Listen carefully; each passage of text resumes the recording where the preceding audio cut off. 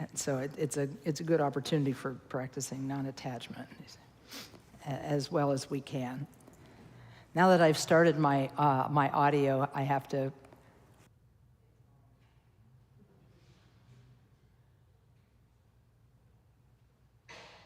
okie doke.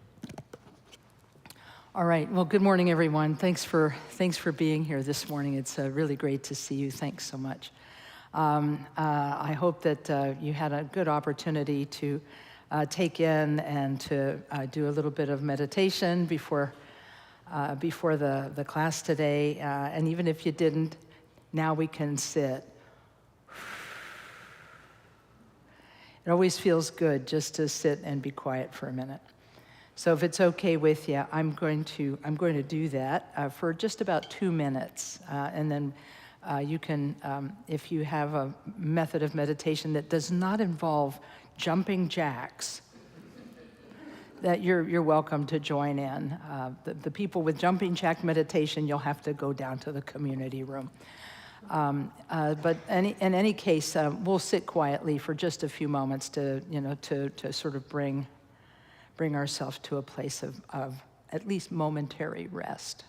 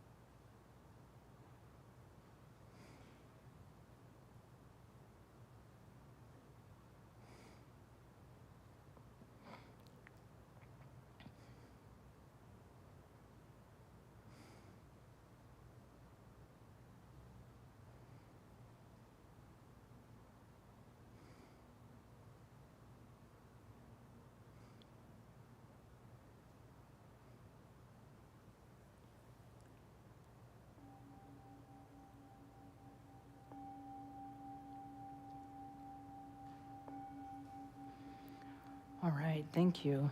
I just thought I would start with a little bit of quiet. Once again, welcome. And we'll start, as we often do, with a statement of intention. We'll read the refuge prayer on the one side. We'll do it 2 times. We'll go through it 2 times in English, and then once we'll chant it in Tibetan language. It starts with the words in the Buddha. In the Buddha, the Dharma, and the assembly most excellent, I take refuge until I reach enlightenment. By the merit of generosity and other good deeds, may I achieve enlightenment for the sake of all beings. In the Buddha, the Dharma, and the assembly most excellent, I take refuge until I reach enlightenment. By the merit of generosity and other good deeds, may I achieve enlightenment for the sake of all beings. And now in Tibetan. O Sanjay Chudan Soji Chonamla Jang Chu Pardu Dani Kyap Suchi Daji Chinso Jibe Sunam Ki Trola Penshir Sanjay Druparsho. Okay, thanks very much. And now I'll start with a short prayer of my own. O Palden Sawe Lama Rinpoche Tagi Chiwar Pede Ten Shala Kadrin Jembo Koneche Sunte Kusum Tugging a Drup Sal Du So. Okay, thank you. The last few times I've spoken to you, I've talked about history. Sorry, one more. I have one more history for you. And I promise to get back to my regular topics the next time I speak. But because there are so many momentous things happening in our personal history as a congregation in the coming weeks, I kind of got stuck on the history topic, and I'm going to remain stuck on it for one more talk, and then we'll go back to our regularly scheduled program. A couple of people sent me notes after the last two saying, wow, I had no idea that this was the history of this particular congregation and this particular place and so forth and so on. And I figured that since today is not the exact anniversary, but tomorrow is the 6th anniversary of the passing away of our founding teacher, Khenpo Karthar Rinpoche, I thought it would be good if I spoke about him just a little bit. And so that's what I'll do. I'll speak about him for about 15 minutes, 20 minutes, and then I'll invite people to share about anything they can, because I can only see maybe 2 or 3 people in this room who actually got to meet Khenpo Karthar Rinpoche, so there aren't that many who could share stories about him and what he's meant to them. But there may be a few of you who have read one of his 2 books. He wrote 2 books that are read by beginning practitioners, and one of them is Dharma Paths, and the other one is Excellent at the Beginning. And so those 2 books are popular among members of our congregation for those who are interested in learning about Buddhism for the first time. And so you might have something to share from that. And if not, you can ask questions about any Dharma topic when the question period comes. But like I say, for about 15, 20 minutes, I'd like to talk a little bit about Rinpoche. Khenpo Karthar Rinpoche was born in 1924, the same year as my mother, as it happens, in Tibet. And he was born to a nomad family. And his family, they were herders, and they had a little bit of agriculture, but mainly they were herders. They had sheep, and I'm assuming they also had yaks. And so they went from pasture to pasture, just like really the Native Americans and the Tibetans share a lot of culture in common, even though they arose on different continents. In fact, His Holiness the 16th Karmapa, when he met the Native Americans for the first time, he greeted them like they were his relatives, because he said, we have something in common. We have something in common. And so he really respected the Native American elders that he met in the United States and so on. And when Khenpo Karthar Rinpoche went to South America, he also made friends with the native elders in South America, going so far as to be offered special welcoming ceremonies by the indigenous people of Brazil and so on. So in any case, he grew up in an agricultural family, but his father was a practitioner of Dharma, and his mother, they were both practitioners of Dharma, and they taught him to read, and because not everyone was able to be taught to read in the 1920s, it wasn't that common, and so they taught him to read, and eventually, through subterfuge, he became a monk. It kind of happened like this. His older brother went to the monastery, and came back and was talking about how great the monastery was, and that made our young Rinpoche a little bit on the jealous side because he was getting all this attention and so forth and so on, and he thought, well, I'm going to go to the monastery too. So he went to the monastery at a very young age. Often kids of like 10, 11, 12 would spend some of the months of the year at the monastery, and then they would come to help the families with the animals and things like that. So he had a little bit of back and forth, but eventually he studied in the monastic college at Tronggu Monastery, which is in Kham, modern Yushu province. And he sort of became he was called the study attendant. He was called the study attendant for one of the main lamas of the monastery, one of the head lamas of the monastery, Tronggu Rinpoche, who was born when Khenpo Rinpoche was 15. And so by the time the young master, Tronggu Rinpoche, came of studying age, he needed a tutor, and so he got tutors, of course. But then eventually Khenpo Karthar Rinpoche, because he was learned, was appointed as his study attendant. And so they studied Dharma together and practiced and so forth. And then Khenpo Rinpoche had the good fortune to undertake the 3-year, 3-month, 3-fortnight retreat that is done by those who wish to become Tibetan teachers or practitioners. And so he finished that, and after that he was totally convinced that his life in retreat was so rich and so good, being able to do nothing but different prayers and meditations and mantras and so forth all day long. He loved the retreat life. And he said, okay, then he said, my destiny is to do retreat for the rest of my life. I'm so excited. He was so thrilled. And his family helped to raise some money for him so that he could get provisions.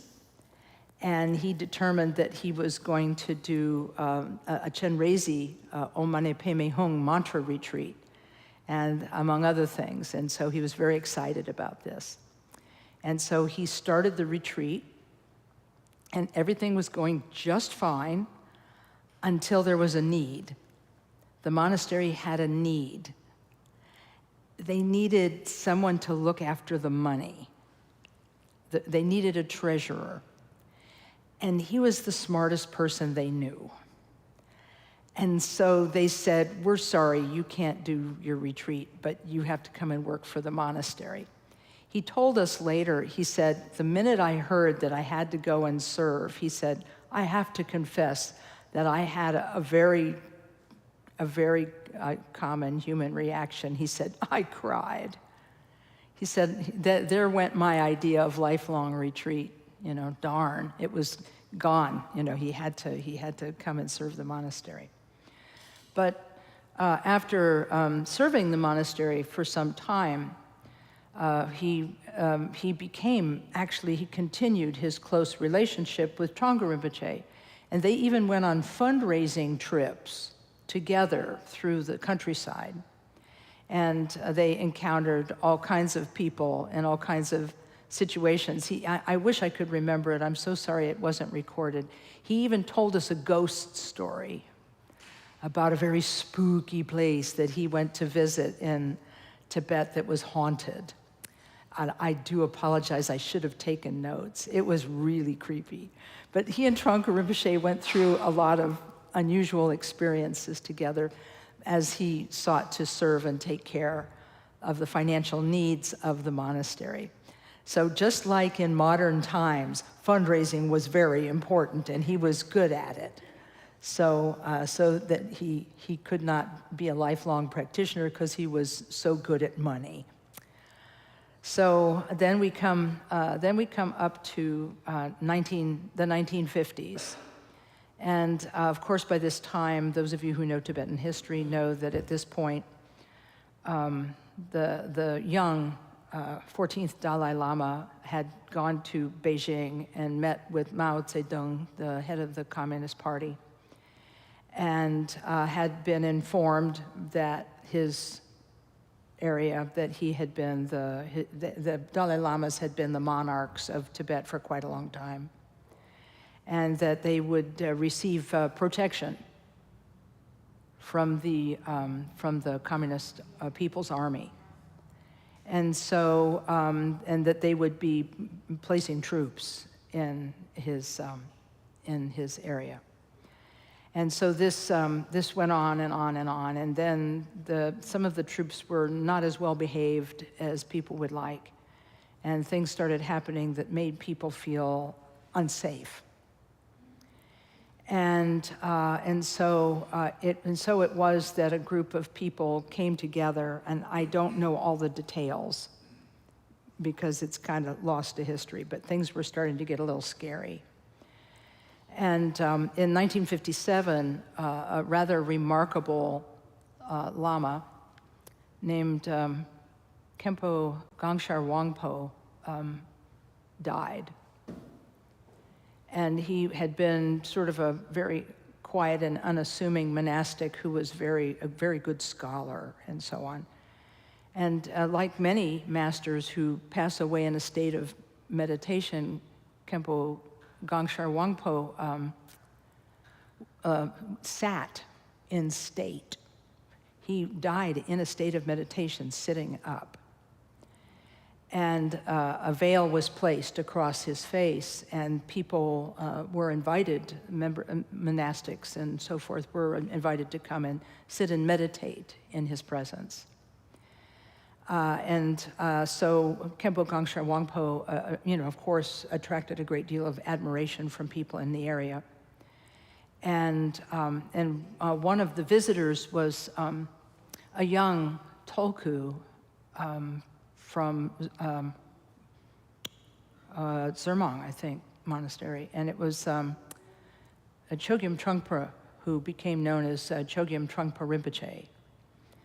And he was sitting in state, he was sitting in front of Khenpo Karthar's body. And like young people, he had a moment when he felt an impulse to lift the veil so he could see the face of Khenpo Karthar Rinpoche. And he tells of this in his autobiography, Born in Tibet. So if you want to read about this incident, it's in there. He lifts the veil, and Khenpo Karthar Rinpoche, there's like a little gust of wind comes by. And this little gust of wind ruffles the veil, and Khenpo Karthar Rinpoche opens his eyes. And as you can imagine, this is a very, we'll call it disconcerting situation, because didn't he die? And wasn't this supposed to be like part of his wake, And here he is, his eyes are open, and he begins to speak. So apparently, he either died and came back, or something. But in any case, Khenpo Karthar Rinpoche started to teach. And he became sort of almost possessed with the desire to share Dharma with people. So I guess that's what those few hours of being deceased did for him, was that he woke up with a mission. And the mission was to tell the people, everyone he could meet, that hard times were coming. Hard times were coming. And this was 1957. Hard times were coming, and they needed to prepare themselves by practicing as much Dharma as they possibly could, doing as much meditation as much generosity, as much loving kindness as possible. And he visited Tronggu Monastery in 1957 in the summer of the year, and people from all around gathered for Khenpo Gangshar to give these amazing teachings about how to naturally liberate everything that you encounter. In other words, how to transcend suffering in the midst of great calamity. And the reason I bring this story up is because Khenpo Karthar Rinpoche met Khenpo Gangshar Wangpo in 1957 and heard his message and took it to heart. And then in 1959, when an uprising against the communist government failed in Tibet, there was some reprisals and some punishment that were being visited upon some of the religious people in the country. And so many religious Tibetans, including His Holiness Dalai Lama, who was suddenly invited to come to Beijing. He was invited, and they were going to host him there. They said, "Oh, please come," you know. And he said, "Let's wait a while." And then he gathered together his people, and they escaped. And so these types of escapes were happening everywhere, and Khenpo Karthar Rinpoche and the monks of Tronggu Monastery were caught up in it. And many of them left in 1959. And then they came into exile. They were refugees.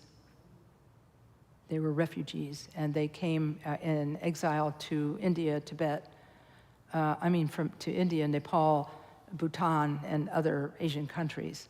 And they stayed in refugee camps there, which are like refugee camps everywhere, full of difficulty, disease, and so on. And so while there, Khenpo Karthar Rinpoche contracted tuberculosis. And so what he ended up doing was being quite ill. And during his illness, he was sort of fevered, and at one point he appealed to his guru, the 16th Karmapa, in prayer. He prayed to him and said, "You know, if I can get better, I will do whatever you ask." And interestingly enough, he did begin to improve. The worst of it passed. And sure enough, he got a message from the 16th Karmapa that he was to go to America.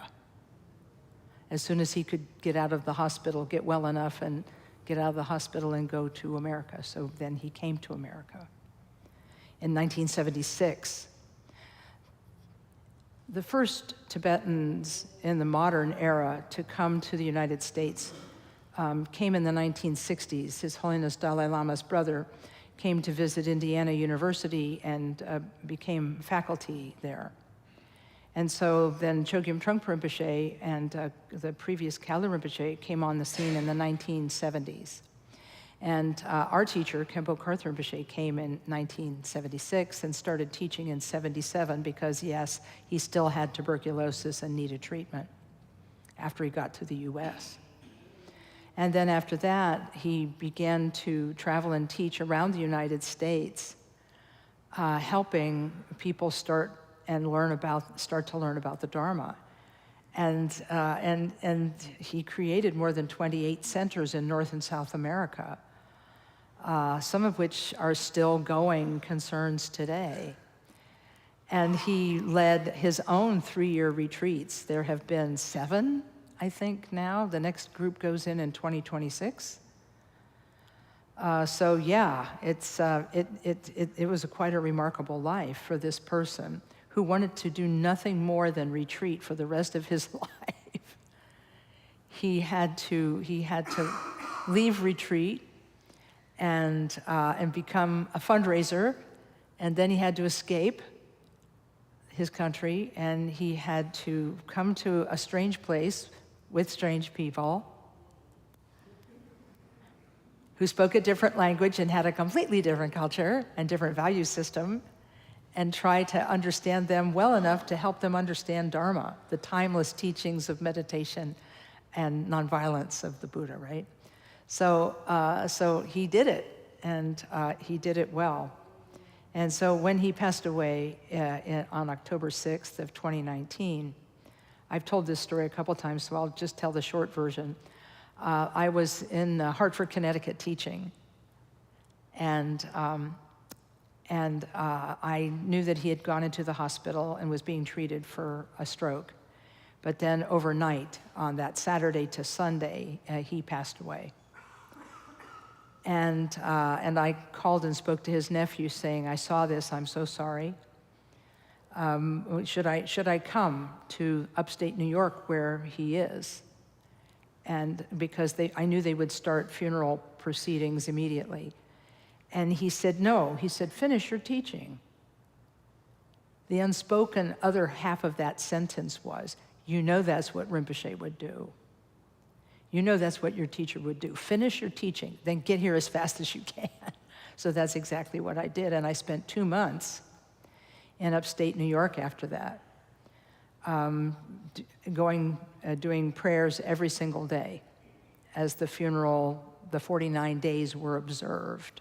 The 49 days of prayer and mourning were observed. And so afterward, people began to say to me, do you get the sense that maybe Rinpoche's kind of still around? And I said, sort of, yeah. I said, maybe it's my sadness that's just manufacturing his presence, but I'll take it, because he was so wise that you could ask him any question, and if he didn't know the answer, he would tell you that he didn't know the answer. But the other part is he most always knew the answer, or an answer. And this means for anything. You could ask him, like, what you should do for a living. You could ask him anything, and the answer he would give you would be incredibly wise and correct for you. And so I feel like those of us who got to meet him and know him, and he came to Columbus, he founded our center in 1977 and came back here pretty much every year until I believe his last visit was in 2011. And then he retired from traveling to the centers, but he kept teaching at the home monastery in Woodstock. In fact, his last teachings and remarks were just a few days before he died. And so he was continuing to teach and so on to the end of his life. So now that one of the last things he was concerned about was the completion of this building. He was very worried because he knew from being a fundraiser. He was a fundraiser. He knew this stuff. He knew that it wasn't always possible to raise the money that you need for something. He just knew that it wasn't always possible. And he was worried that we wouldn't get enough money, but it worked out. Rinpoche, it worked out. And so he told us what he wanted the inside of the shrine room to look like. He even drew a picture of what the shrine might look like. We couldn't do the whole thing he asked for, but we got pretty close. And so this building is, in a way, is his continued presence. And what people are still telling me is that they still feel that he is present in their lives. And that's a very good feeling. He cared a lot about us, and as I said last week, to me, his greatest skill was that he trusted us. He trusted us as students of Dharma. He trusted us to make the right decisions and do the right thing. He trusted us to take and hold the tradition that he represented of Tibetan Buddhism. He handed it to us and trusted us with it, even though we may not be 100% reliable. And he sort of knew that too, but he cared about us just the same. He even encouraged some of the graduates of his 3-year retreat. He encouraged some of us to teach, which was like an ultimate form of trust, and it kind of freaked me out for a long time.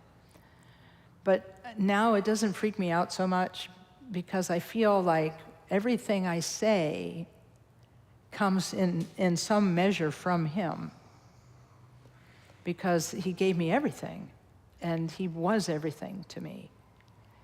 And so in that way, I feel that anybody who has met any of us who have been his students, you've met him. If you've met one of his students, you met him, because he gave each person a little something, a little teaching, a little teaching. And I've said this before, it's almost like he gave a nugget of really good advice to every single person he met, a nugget of good advice, and that it's our job now to get together and try to share them all so that we can in some way make a complete picture of the gift he gave us here in this country. So I think that's all I want to say at the moment about him.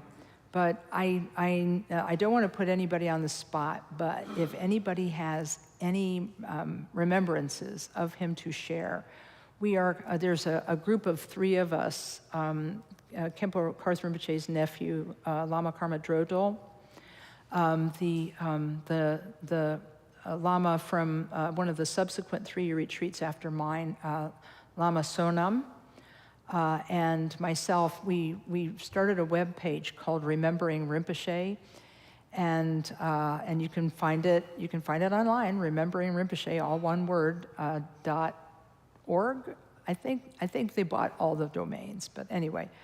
You can go and read some of the remarkable stories that people have told about him and his influence on their life, whether through his books that he wrote, or through his personal being. Sometimes it wasn't what he taught, but how he said something, or how he treated someone.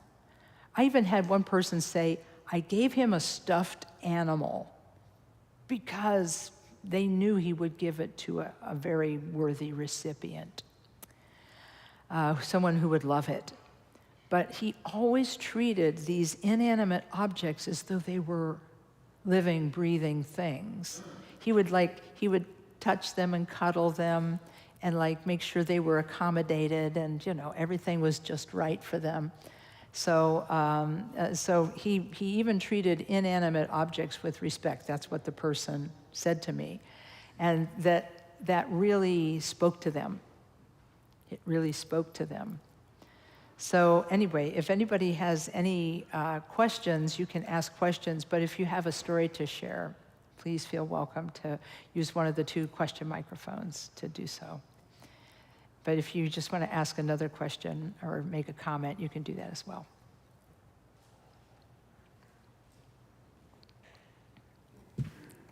Good morning. Hey, good morning. Quite a few years ago, there was a Lama came to the center and talked about the Bardo, a weekend of teaching. Right.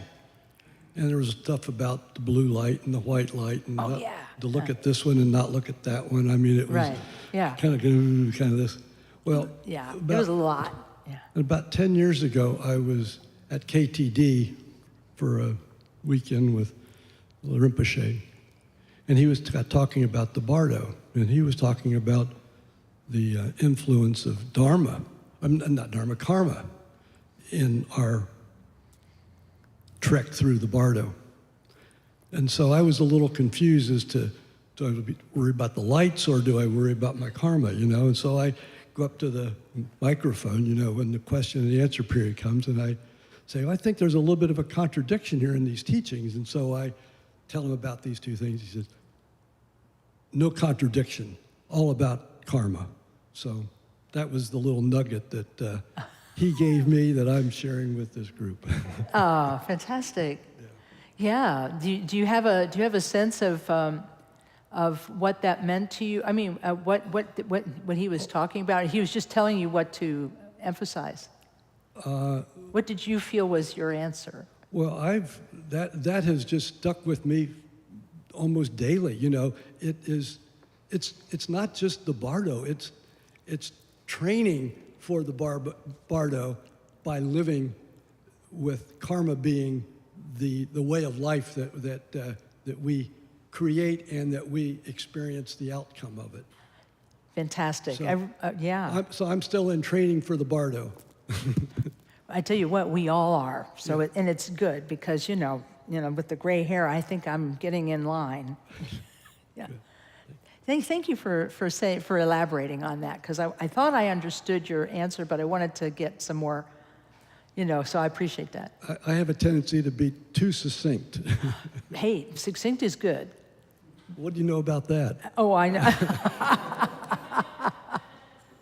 I love it. Thank you so much. Yeah, that's really true, because some people may or may not know what the bardo is, so I'll say that the word in Tibetan means like in between, and it refers to there are so many ways that bardo is taught or talked about. The one that's the easiest for me to understand are the explanation. I mean, some explanations say there are 6 bardos, some say 2, some say 4. I go with the 4 because it's easier for me to get my head around. The interval, the word interval is another way of talking about bardo, interval, like the interval between this and this. So the interval, the bardo of this life, okay, I got that part. We're alive, and we're in the bardo of life. Okay, good. Stuff's happening, and we're learning things. And as you say, we're accumulating karma, some of it good, some of it's not so good. And, we're creating the habits that will be part of us going forward, be part of ourselves going forward. So that's the bardo of this life. Then there's the bardo of dying, which takes a while, And then there's the bardo of the interval immediately after death. The words just disappeared. But then there's the bardo of becoming, which is where all the lights and colors and things like that appear to a person who has passed away. And so knowing about these 4 is like getting a roadmap, someplace you're going to go, and you can like plan in advance. And so that's what the word bardo means. But for most people, bardo is that interval between death and rebirth. And so training for it is something that everybody is encouraged to do. And the best way to train for it is to recognize that karma is part of our lives, and that the things we do a lot, and that the things that we want to take with us are what we have now. And so if we don't like kind of where we are and what we're doing and where we're going now, this is a really good time to change it so that in the future we're in a better situation. So it's like that. So I had to explain that a little bit in case, because many people will have heard the word bardo, but they may not know what it signifies. So I appreciate the opportunity to explain it. But now that's really good. One of my friends, when he was teaching a class on, just like an introductory class on the bardo, he said the most important factor for you anywhere, whether it's the bardo of this life, the bardo of dying, it's all this, he said, is your mind, because you take your mind with you wherever you go. So if you want to adjust your experience, you adjust your mind. So I thought that was pretty cool too. Yes, yeah. Thank you, Lama Kathy. Yeah. I hope you remember the year, because I sure don't. I know. I could look at the picture, and maybe it'll be marked. Wow. Okay. Yeah, because I know I have a copy of that picture. I didn't know. Yeah, Yeah, go ahead. Well, as you look, yeah. So there was a 10-day retreat with him, and I didn't go to it, but I did want to see him, and came at the last day, and of course was told that I couldn't come in, but coincidentally you were down the hall and saw me, and invited me in if I were to take refuge. So I did, went in the back of the altar with you and his aide. Yeah, his attendant, yeah. Mm-hmm. Who was a long, long time attendant. And I don't remember the ceremony except for the drink at the end of it. And it was a pretty large glass. Right. But it was, I think, apricot juice or something. Yeah. Which They was, frequently use fruit juice for these special ceremonies, yeah. and that was my favorite drink. As it happens. So How about that? I ended up chugging the whole thing down while I was looking in Khenpo Karthar Rinpoche's eyes. And it was so, calming. It wasn't powerful or overwhelming, but it was very comforting. Yeah. So I look forward to learning the date. Thank you. Yeah, what I love about this story, I have actually told your story without your name attached to it in other places. And I said, there was this guy who wanted to come and see Rinpoche. He really, really wanted to see Rinpoche. And he drove all the way from Ohio to upstate New York, just knowing that he would meet him. And I had to make it happen. I had to make it happen for him. And then I tell them about that he had just been delivered a blessed, this glass of blessed juice, that he handed it to you and that you drank it. And because this is actually an interesting echo, and I may have told you this already, but there's this really fascinating echo of this story with the life of Milarepa. Because in Milarepa's life story, there's his encounter with his student Gampopa, the first time they met. And same thing, exactly the same thing happened. A feast had just happened. There was a drink that Milarepa had in his hand, and Gampopa shows up. Now, this was a different kind of drink. It wasn't apricot juice. It was like barley beer. It was barley beer, okay? And so, because that's how you had safe water, was you fermented water and made it into a safe-to-drink beverage. Those of you, I still recommend watching the documentary How Beer Saved the World. Okay, so I'm just, it's because it's like, I'm a science nerd, among other things, and it is so cool to see that that's how safe water was made. Anyhow, so before water treatment plants, there was fermented beverages. But anyway, so same thing happens. Milarepa hands Gampopa, first time visiting him, by the way, hands him this, and he knows that it's a mildly alcoholic beverage, and he offers it to Gampopa, who is a monastic. And Gampopa says, I'm sorry, I can't drink that because I have vows. And Milarepa is supposed to have said to him, look, if you want these teachings, drink it. And so Gampopa takes it and drinks the entire thing.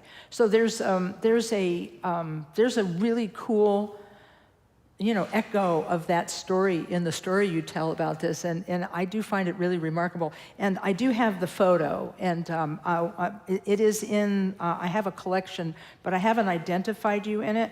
But I have it, and hopefully at the conclusion, if you come up and see me, I'll tell you what year that was. Okay, because I'm scrolling through it because I know that it's in this collection, but there are quite a few pictures in the collection. So it'll take me a minute. Yeah, but thanks for sharing. Anybody else have comments, questions, anything of that nature?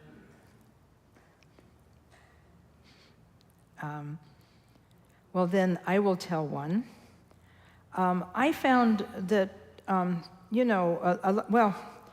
years ago when I first started teaching after a 3-year retreat, when I was given, Khenpo Rinpoche asked me to teach, I was a little nervous about the whole thing, but I did my best, and I would go anywhere that somebody asked me to teach. I would just go, and do it.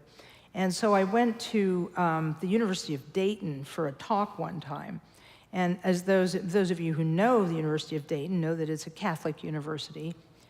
And those of you who know my story know that I grew up as a Catholic.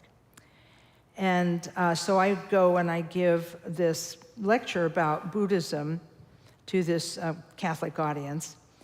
And and the very first question I get during the question period is, how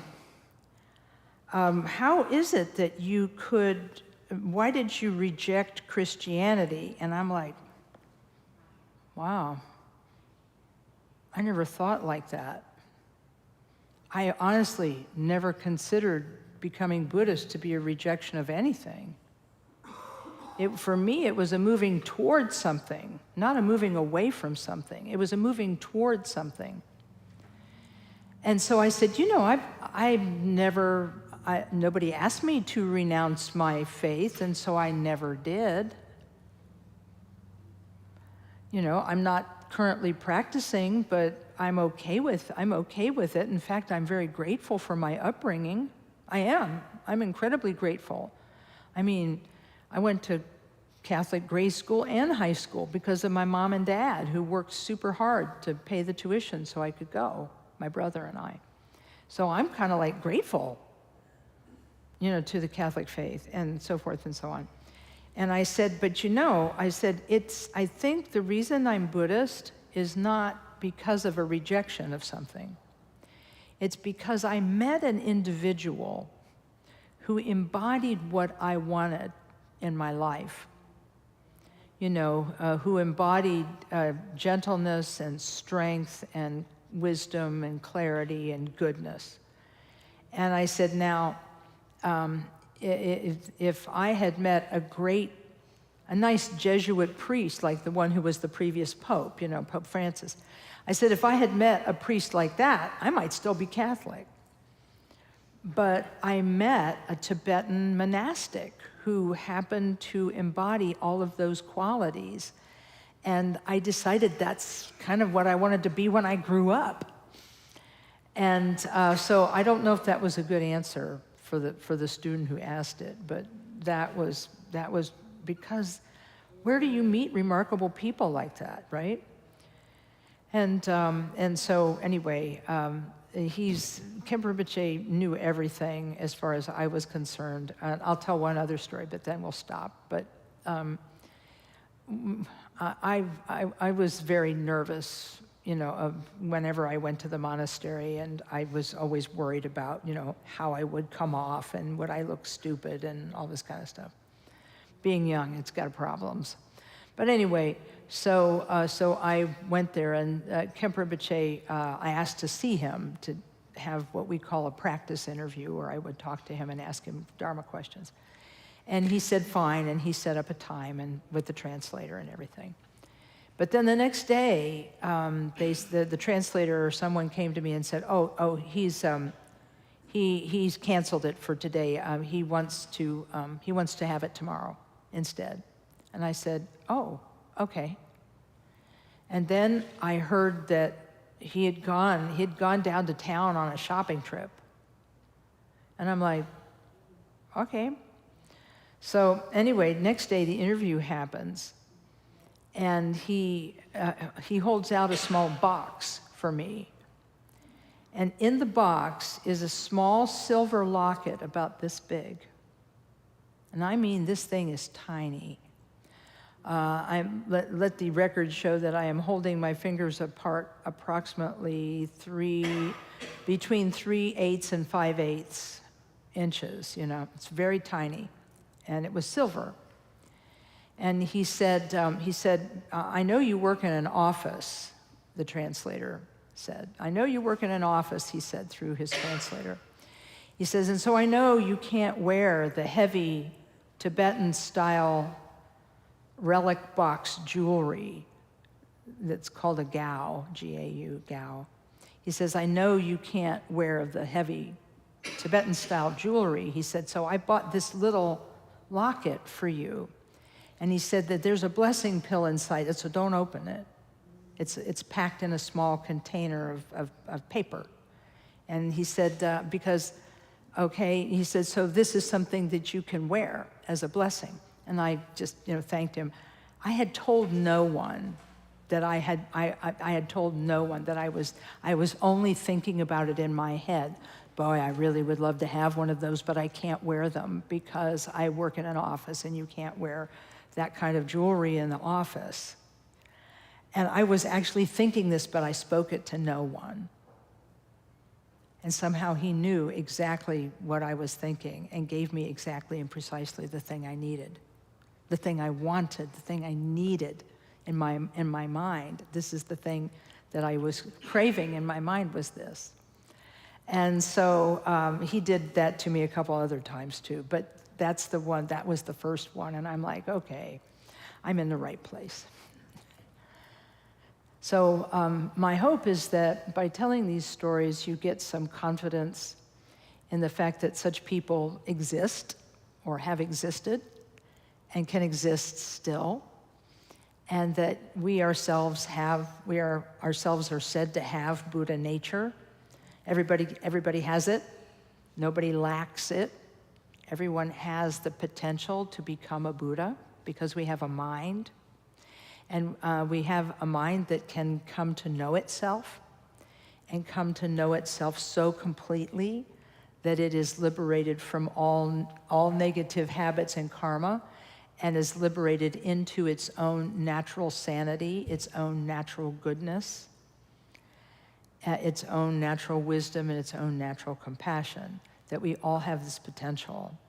And when he told us that for the first time at a talk in Columbus years ago, I remember going, wow, you mean I've got that potential too? Wow, mind blown, you know. And so that was the first time I heard about that and believed it. So no matter which of these stories you hear, they all have a theme, and the theme is that there is goodness inside all of us, waiting to be discovered.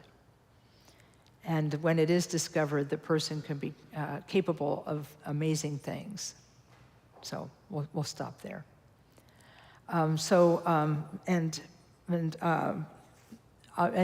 David, if you show up after here, just come up after and I'll show you the picture. I'll share it with you and you'll, okay, all right. Because I took a picture of him on the front.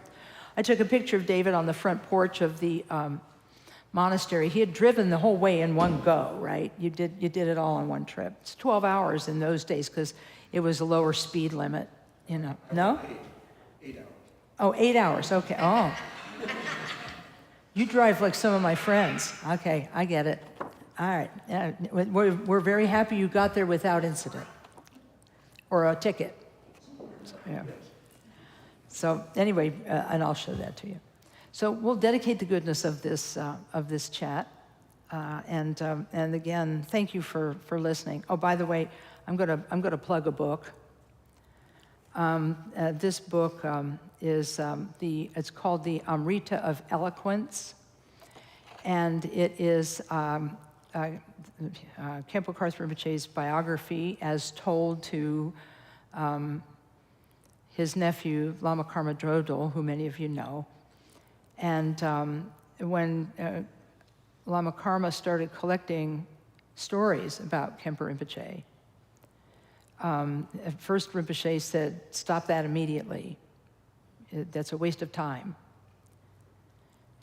And he was discouraged, Lama Karma was discouraged about that, but then he went to one of the other masters of the lineage, and they were talking casually, and he said, well, you know, Rinpoche told me to stop collecting stories, and he said, go ahead and collect them. And he said they're going to be important for someone someday, so now it's in the book. Pretty cool, right? It's pretty neat. Okay, so gathering together all the goodness represented by this life and all of our lives. We'll just do this in English, starting with the words, by this merit. By this merit, may all attain omniscience. May it defeat the enemy, wrongdoing. From the stormy waves of birth, old age, sickness, and death, from the ocean of samsara, may I free all beings. The courageous Manjushri, who knows everything as it is, Samantabhadra, who also knows in the same way, and all the bodhisattvas, that I may follow in their path, I completely dedicate all this virtue.